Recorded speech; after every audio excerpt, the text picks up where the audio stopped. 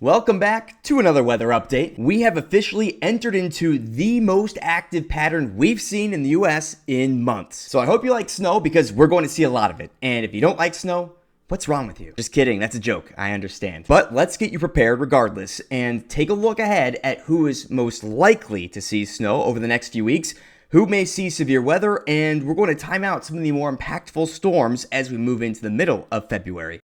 Now that we're getting into the forecast and an active weather pattern, make sure to let me know in the comments where you're watching from and what you're seeing. I'd love to hear it if you are seeing snow, by the way, and many of you will, and we can see that here using our ensemble forecast. This is the European ensemble, and it's giving us an idea of how much snow is expected to fall over the next couple of weeks. This runs until February 20th, and what you're seeing is cumulative amounts that are forecasted to be between 1 and even as high as 3 feet in portions of the Northeast. That's what those red colors are indicating out here, and that is, of course, a hefty amount of snow. Doesn't mean everyone's going to see that much snow, no, but it is saying that this part of the country is very favorable for very heavy snow. We're also seeing some of those high amounts out in the western U.S. as well. You can see that mainly in the higher elevations, the Rocky Mountains, also likely to see a lot of snow as our weather pattern stays active, and our jet stream, that's very likely to be moving pretty much just like this, almost due west to east, bringing the snow to the west and the eastern U.S., especially because we have some energy that rides up the coast. In the central U.S., it'll be comparatively drier, but still a good signal for snow this month. And that southern edge of the snowfall, actually pretty far south. It's not out of the question that some southern areas do have a chance to see snow. That's our European numbers. These are our American numbers, and as you can see, they're very similar. And to have that much agreement for heavy snow, especially out here in the Northeast, that fares well for snow lovers who are really anywhere in the Northeast, not just New England. And of course, if you're a skier, you like skiing in some of the big mountains out west, this is pretty good. Central U.S., of course, not left out of the forecast here either. But as our weather becomes more active, we also have the potential to see some severe storms too. And a quick look at this, because it hasn't been talked about, in my opinion, that much. Potential for severe weather as soon as Saturday, February 8th. This is also going to be associated with the snowstorm we'll talk about here. And the next week or so, as we go into the middle of February, you can see we are seeing at least hints for strong storms, if not isolated severe weather here. So a couple things to at least keep an eye on as our weather pattern becomes more active. And speaking of that active weather pattern, I want to time out the potential for some of these storms. So we'll take a look here now at our European model and get an idea of the timing of each of these storm systems.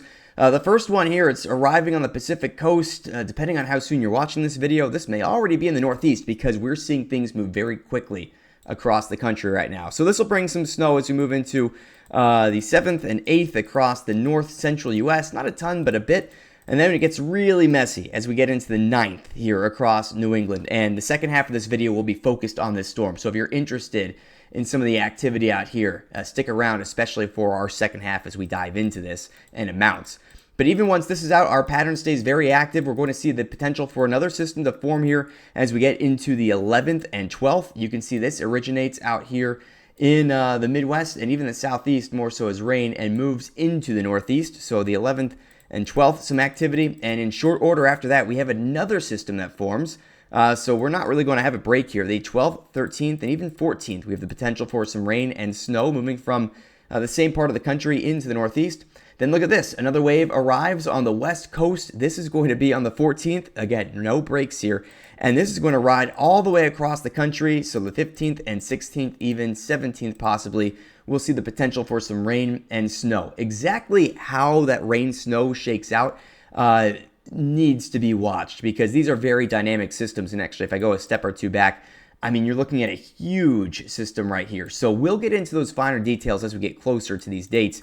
But as you can see, even as we get into the 18th, another wave arrives on the Pacific, 19th and 20th here. This moves into the East Coast. So we really have no breaks. Every 3 days or so, the atmosphere is reloading, and that's going to keep us very active. But if we go back to that storm I was talking about, this is arriving more so in the Northeast on the 8th and 9th. We can take a look at our first major storm and how much snow you can expect if you live anywhere in this area. We take a look at our big snowstorm I was talking about in the Northeast, and I didn't want to snub my Midwestern watchers here because you are going to get some snow too, just not a ton. So I'll give you the forecast, then we'll dive into the Northeast. And generally what you're seeing here, those darker blue colors indicating a pretty widespread, we'll call it 3 to 6 inches of snow. There's a lot of dry air in here, so I wouldn't expect a ton, but the Dakotas through Minnesota, Wisconsin, northern Michigan, we'll call it 3 to 6. Could be some spots that see a little bit more, but don't fall for some of the hype calling out up to double-digit totals. That's not going to happen with the dry air, but certainly a good snowfall as we approach the weekend. And as we get to the weekend, we'll take a look now at the Northeast. And here's our storm system arriving as we move into Saturday. This is middle of the day Saturday. You're going to see it show up, especially here in the mid-Atlantic, and that pink and purple, that is your ice. It's going to be another one of those, kind of messy. But one of the things we need to watch, of course, is the potential for snow. And one of the concerns here, what I've seen at least, is we have a low core here, and we have another one that's forming right here. You get a bit of a handoff with these, but in that transition, you can fumble some snow, if you will. And while you are seeing heavy snow that is likely to be falling here across parts of Pennsylvania, New York, Connecticut, there may be some kind of gap in the middle where dry air gets in, and you end up getting a burst that comes farther east. So that gap is a big part of this forecast we need to watch. There's the handoff. And there's the heavy snow as it quickly moves out to sea. This is as we get into Sunday morning, and by the time we get to Sunday afternoon, the back end of this is already pulling away. So it's late Saturday and overnight in the mid-Atlantic, and then it's more so late Sunday, overnight into Sunday morning if you're in New England. We'll take a quick look here at the amount of ice that's expected, and then we'll take a look at snow totals. And what you're seeing is the European model forecasting up to a 1/4 inch of ice out here, which may be a bit overdone. We can also see, though, on some of our other weather models, it's the same areas that are likely to see that icing across really Maryland, southern Pennsylvania, even into New Jersey, that possibility. And as we look at a couple of these, it's really centered around Pennsylvania, but you can get an idea of where it's going to be icy and messy, and this will be a big concern Saturday night and Sunday morning, up to a 1/4 inch of ice in these spots. Not crippling, but certainly impactful, though the lack of wind helps to mitigate those threats. And now, of course, snowfall, and you're looking here at the European model first, which is pretty bullish on a widespread snowfall. Those purple colors, maybe a little overdone, but indicating a widespread 6 inches more or less. We can take a look at the American model here too. I think this is definitely overdone, but it's still suggesting a widespread 6 inches of snow. We'll take a look at the NAM, which is sort of an outlier here. You can see how suppressed it is. It keeps that snow pretty far south, and the amount's lesser, but I actually think there may be something to this, which I'll explain.